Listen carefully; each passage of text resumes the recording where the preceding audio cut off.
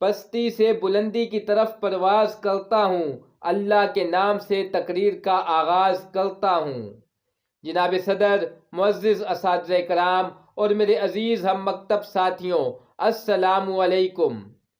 آج میری تقریر کا موضوع ہے قرارداد پاکستان۔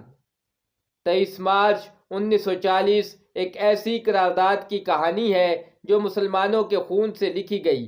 ایک طرف سر سید احمد خان کی علی گڑھ تحریک تھی جس نے مسلمانوں کی تعلیمی پسماندگی دور کرنے کی کوشش کی، تو دوسری طرف مولانا محمد علی جوہر تھے جنہوں نے آزادی کی آگ میں بہنے والے لہو کو مسلسل گرمایا، اور علامہ محمد اقبال نے خطبہ الہ آباد کے جلسے میں پاکستان کے نقشے کو واضح کر دیا۔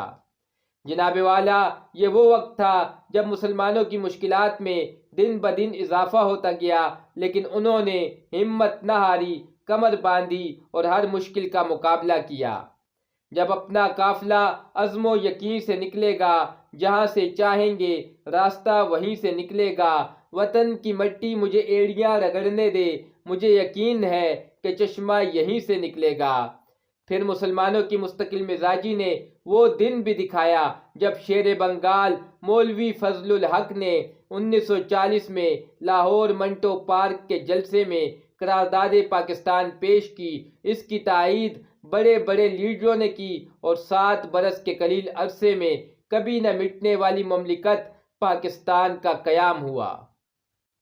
23 مارچ 1940 لاہور کا وسیع میدان، جہاں 1 لاکھ مسلمانوں کے دل کی آہوں کا سمندر تھا، جن کے دل کی دھڑکنیں سمندر کی لہروں سے زیادہ جوش مار رہی تھیں، قائد اعظم محمد علی جناح آل انڈیا مسلم لیگ کے جلسے کی صدارت کر رہے تھے، اور اس دن علامہ اقبال کے خوابوں کو حقیقت کا روپ ڈھالنا تھا۔ مسلمان اپنے علیحدہ وطن کے لیے تیار تھے۔